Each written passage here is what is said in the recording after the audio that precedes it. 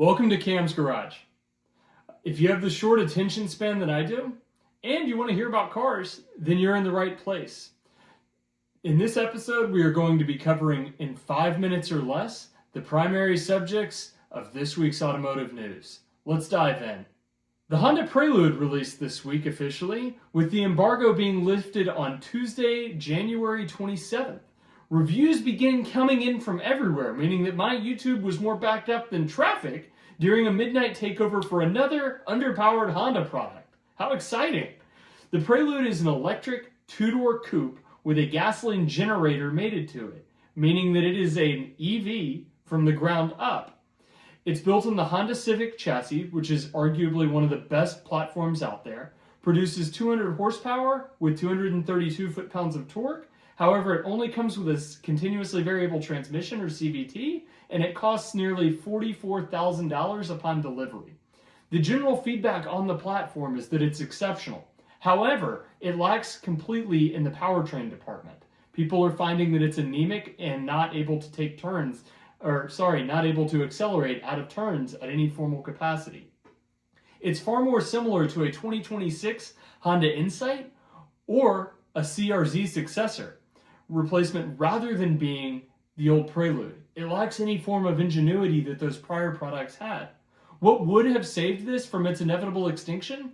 Well, a manual transmission would go a long way, mating that to a better true powertrain, and maybe the Honda Civic Si motor, we'll leave out the Type R motor for the moment, and at a cheaper price. It needed to be sub $35,000. I don't believe that even John Cena, the primary spokesman for this product, is going to be able to save it.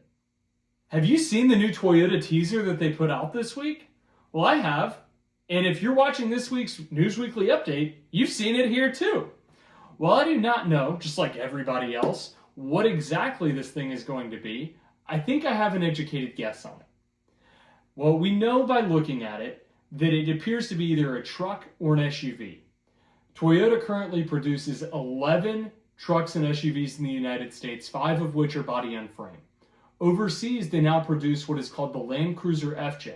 It looks like a baby Land Cruiser or baby Land Cruiser 250. It uses overseas a 2.7 liter engine producing 160 horsepower and 180 foot-pounds of torque. I believe that Toyota is going to create a truck version of that to create or to go against the Ford Maverick. I think it would be an exceptional addition to the lineup.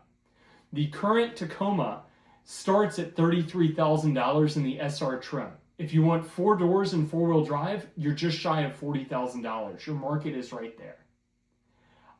Now that we've talked about something that's reliable, let's shift gears into something that's far less. Wait, is Stellantis actually doing something correct?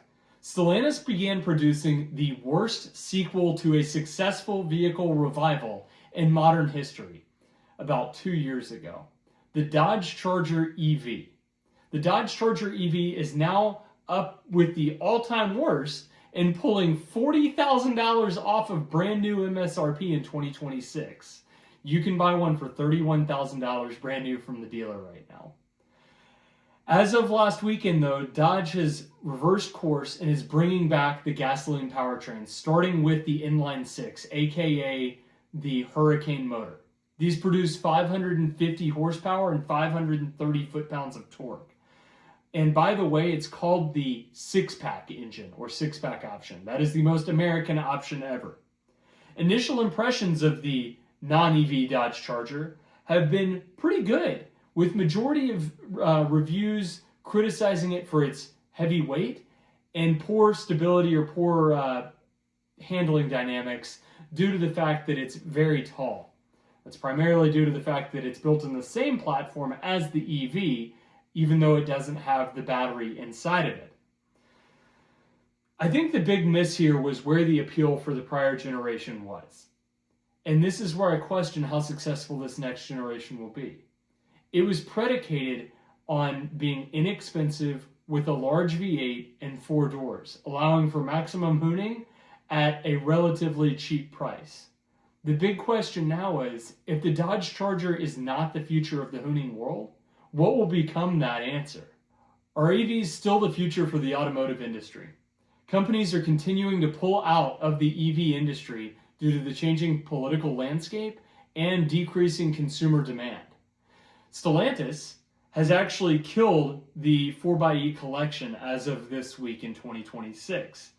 Over the last 3 years, they've had 3 significant recalls, 2 of which required individuals or owners to stop charging their plug-in hybrids. They specifically were plug-in hybrids with electric range.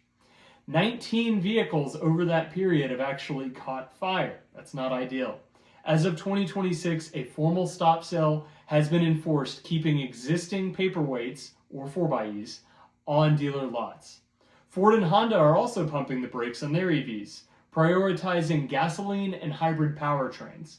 Ford estimates that it has lost $13 billion over the last 3 years due to failure to meet sales expectations, market reception, and the financial incentives that the government had previously had in place. On the other hand, Honda has slashed EV investment by 30%, meaning the Honda Prelude, their sole EV vehicle, will have its own depressing prologue in the Honda history books due to its abysmal sales.